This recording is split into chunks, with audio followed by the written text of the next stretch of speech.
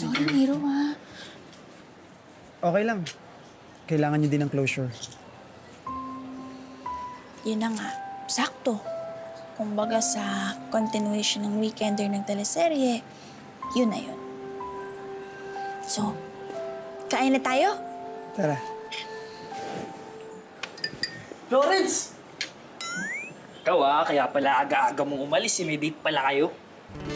Tsaka sabi ko na nga ba, dito kita makikita eh. Namiss kita. Pero, kailangan kasi kita eh. I need your advice, Florence. Advice? Para saan? Ay. Natatakot kasi ako, Florence. Kasi di ba ikaw yung nag-build ng persona ko sa chat? Ngayong na-meet ko na siya in person, parang nawalan ako ng confidence eh. Hindi maalis sa isip ko na baka isipin niyang fake ako. Or worse, interesting lang pala ako online pero very boring naman in real life. Troy, relax ka lang. Si Lina ang pinag-uusapan natin. At kung meron man akong alam tungkol kay Lina, hindi kanya husgahan. At mas sigurado ko na magugustuhan niya ang parehong exciting at boring part mo. Pati na rin yung pagka-corny mo. Lagi. Talaga? Taga mo yan sa bato.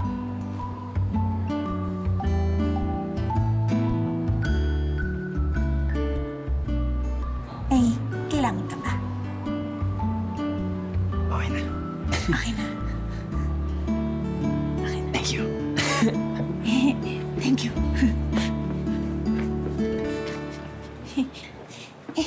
Naku, sorry Nero. Dami commercial break. Nasaan na nga tayo kanina? Soup! Hihigupad ko ng soup. Florence!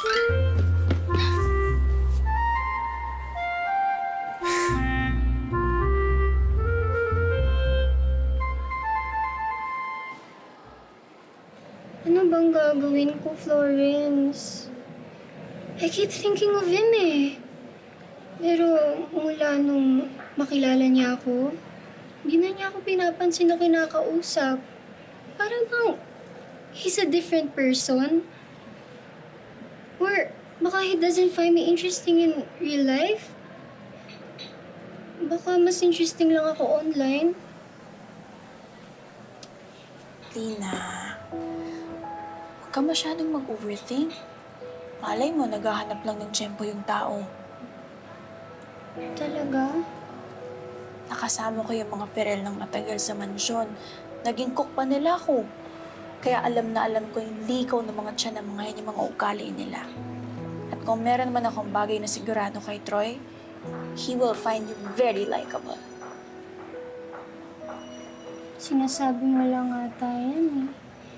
Lina, I have many things naman talaga. Pero kilala mo ko, hindi ako sinungaling. Sa bagay.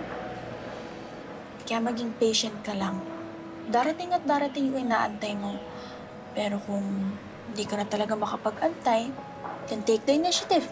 Katukin mo yung puso niya. Sabi nga nila, Ira and Camille. Kaya mo yan. Just believe in yourself. Anong lagi kong sinasabi? Remember? I believe that our children are the future.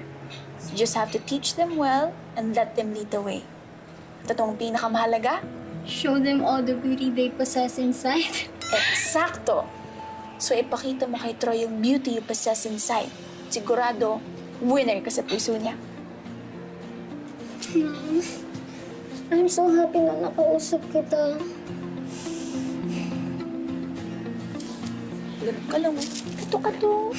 Troy. Laro ka lang. Kaya mo yan.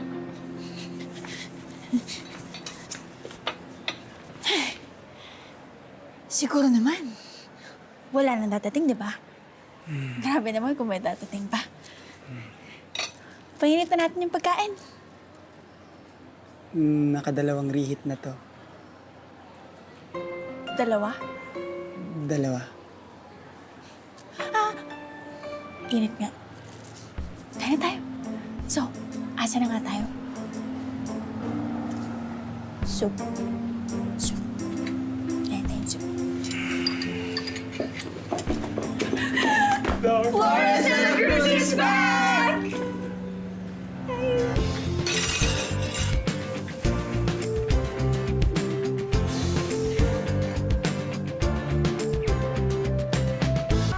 Please po.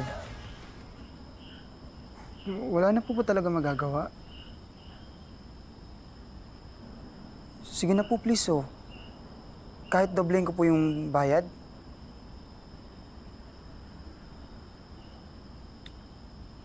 Okay po, sige. Sige po, salamat.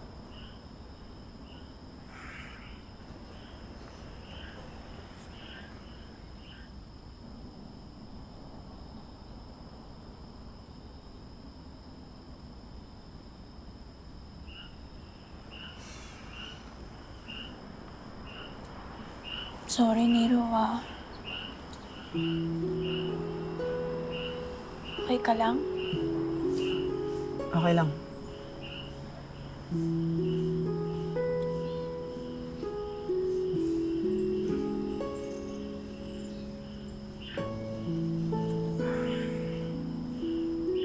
Kain na tayo.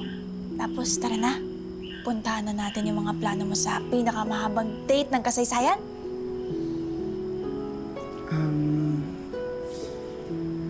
Na-cancel na rin kasi lahat ng reservation ko eh. Sorry talaga, Nero, ah. Hindi. Okay lang. Ang mahalaga sa araw na to, nakasama ko ang taong pinaka-importante sa buhay ko.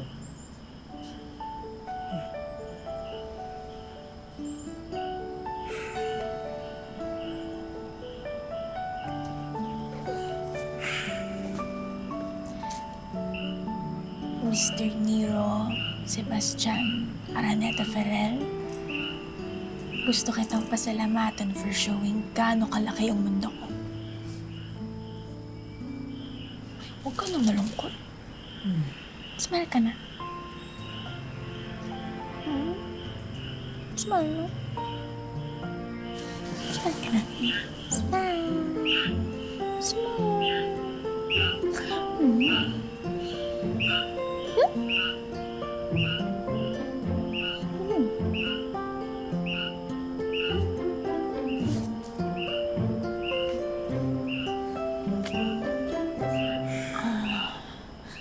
Alam ko na.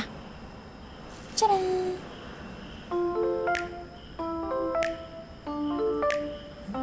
Ano yan?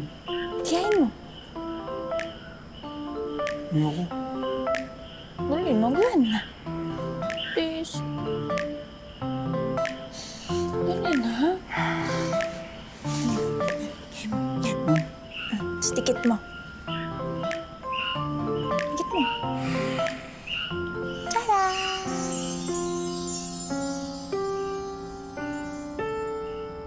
Mr. Nero Sebastian Araneta Ferrer,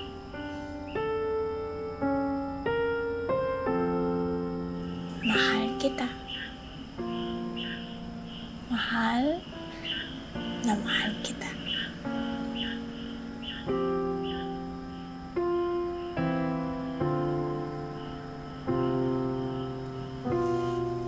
Miss Florence de la Cruz, mahal na mahal din kita. This is the first time I'm gonna say I love you. It's the first time. Ikaw ang nawawala kong apo. Ikaw si Celestina Almero.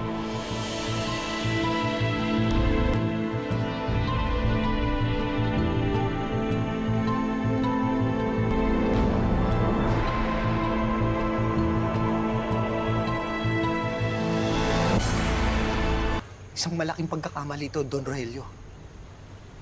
Totoong anak namin si Florence. Kaming tunay niyang mga magulang. Anak po namin siya talaga. Nakikiramay kami sa pagkamatay ni Aliana at ng apo niyo. Pero malaking pagkakamali po ito. Seryoso ka ba, Federico? Kaya mo bang panindigan yung kasinungalingan mo? Lola Roger, please. Bakit niyo po ito ginagawa sa amin ngayon? Dahil yun ang totoo. I came here to give your parents a chance to come clean. Todo Rogelio, wala kaming ginawang masama. All right. Then, we will have to welcome an investigation.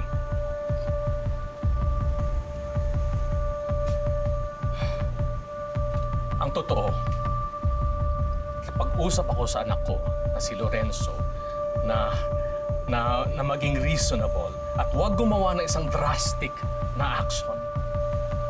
That's why he's not here. And maybe that's for the better. Dahil if Lorenzo was here,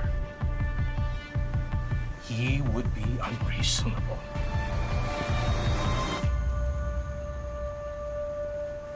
Kaya nandito ako para bigyan kayo ng warning.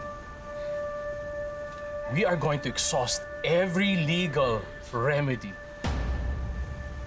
para maibalik namin si Florence ang totoo niyang pamilya. Para maibalik sa aming mga almero.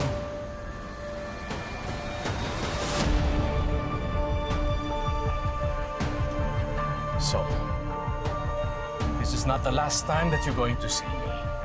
Please, huwag ka mo yung gumawa ng isang bagay na lalong ikapapahamak niyo.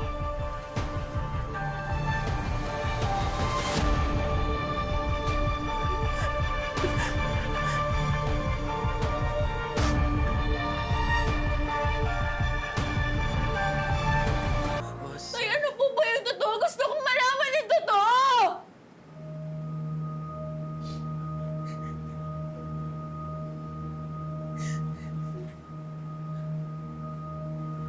Ang totoo,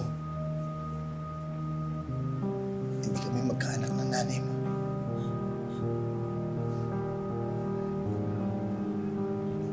Kahit anong gawin namin, hindi kami mabiyayaan ng batang ko kumpleto sa pamilya namin.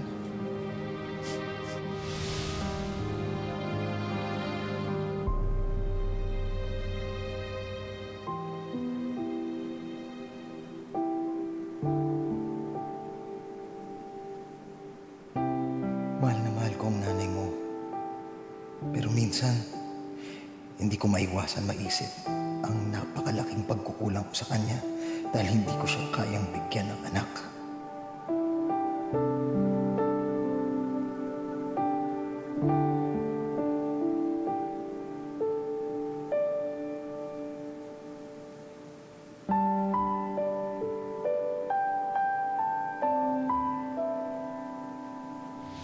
I'm sorry, Federico, Lydia. Pero sa sitwasyon ninyo ngayon, imposibleng magkaanak pa kayo.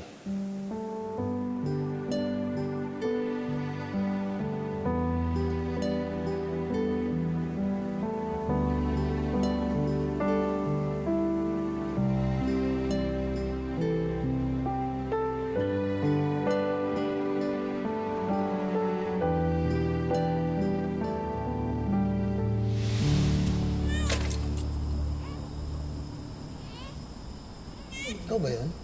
Uy! Hindi ako yun, ah. Yun. Ano? Trigger ba yun?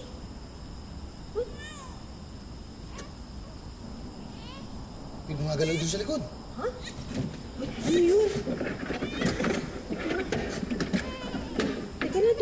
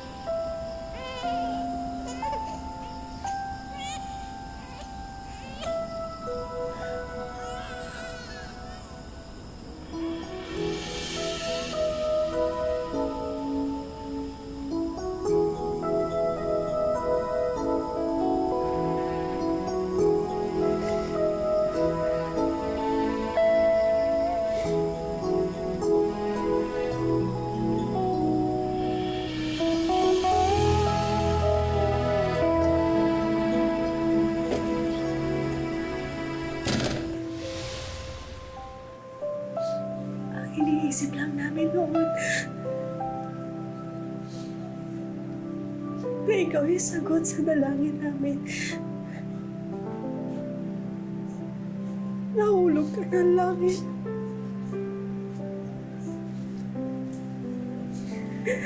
Na ikaw yung matagal na namin hinihingi sa Diyos.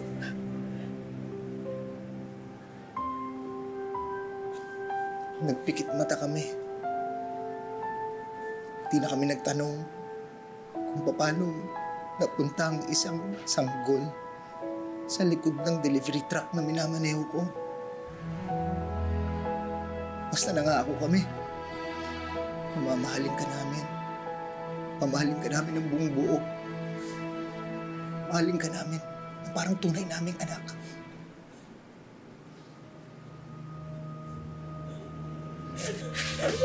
Lawrence! Lawrence! What happened? Anong reaction nila? Denial.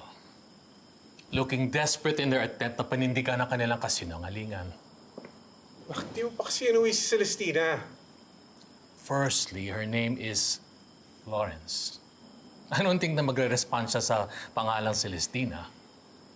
So, gusto man natin o hindi, we need to recognize the fact that lumaki siya na may ibang identity sa ibang pamilya.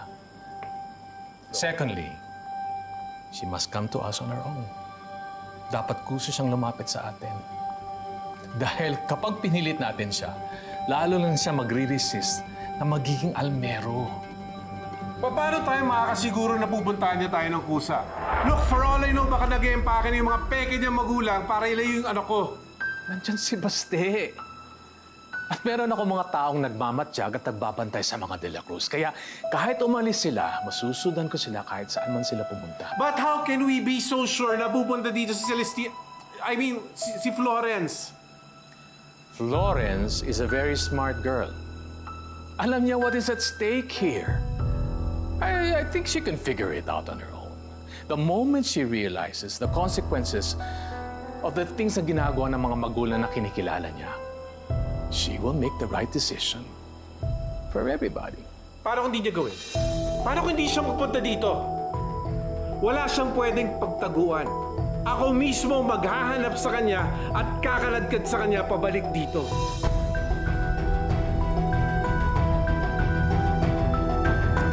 Lawyer, magkakaroon ng preliminary investigation. Was there a crime committed? What were the facts of the case? And kung paano napunta si Celestina sa De La Cruz family? Sir, may bisita po kayo.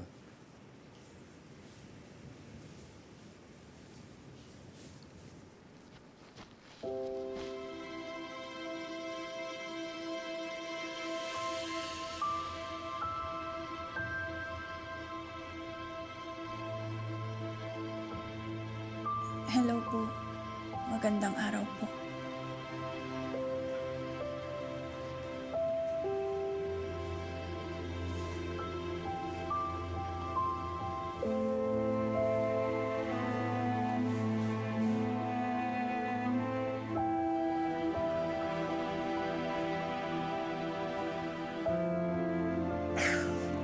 I'm sorry. I'm sorry. You remind me so much of your mother. Alam ba, she should be so proud of you, Celestina.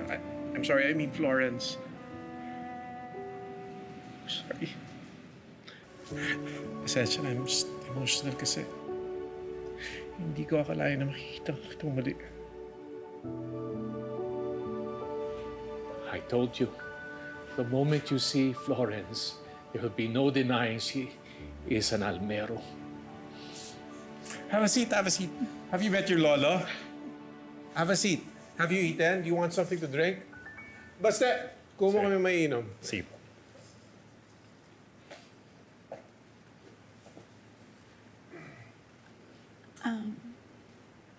Actually, kaya po ako nandito ngayon dahil gusto ko po sana kayong makausap pareho. Gusto ko po kayong makausap tungkol kay nanay at tatay.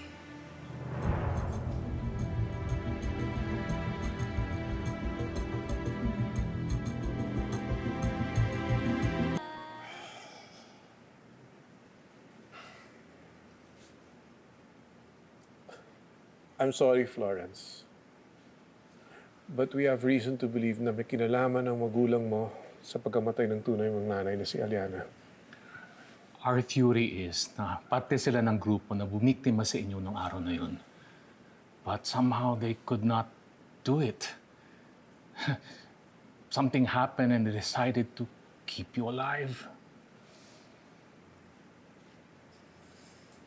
Mali po yung iniisip niyo. Hindi yun magagawa ng nanay at tatay ko. Hindi po yun magagawa ng magulang ko. Lumaki po ako sa kanila. Kaya kung meron pong nakakakilala sa kanila, ako yun. At ako rin pong makakapagsabi na wala sila ginawang masama. Yung konti na meron po kami, lahat yun binibigay nila yun sa akin. Nagtitiis sila sa maliit na kama, ako po yung nakalagay sa malaking kama. Yung isusubo na lang nila na pagkain, binibigay po nila yun sa akin. Ultimong pag-aaral ko, mas gusto nila unahin kaysa sa sarili nila. Ang kasalanan lang po nila dito, inampo nila yung bata na akala nila inabandona na. Sabihin na natin na totoo yung sinasabi mo. Na wala silang kinalaman sa nangyari kay Aliana. Pero marami silang violations na na-commit. They kept you kahit alam nila na hindi ka nila anak. When the correct thing to do should have been to report you to the authorities. At malamang na may sila ng mga papeles para magmukha na tunay kang anak nila. Let's assume wala silang kinalaman. They were at the wrong place at the wrong time. Pero malaki yung criminal liability nila. Kailangan nila panagutan yan sa batas. Kaya nga po ako nandito ngayon, nakikiusap na po ako sa inyo.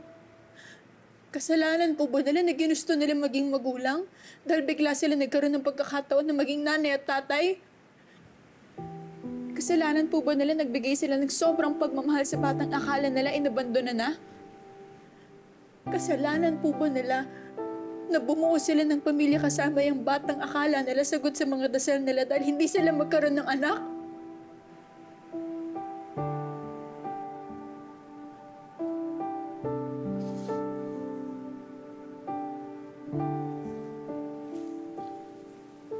Oh, Florence.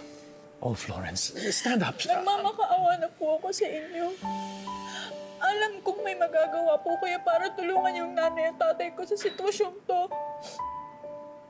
Gusto ko lang pong suklian yung pagmamahal na binigay nila sa akin mula bata po ako, mula nung nawala ako sa inyo. Kahit ano gagawin ko po para tulungan si nanay at tatay, para protektahan sila. Kaya parang awa niyo na po. Tulungan niyo akong protektahan sila.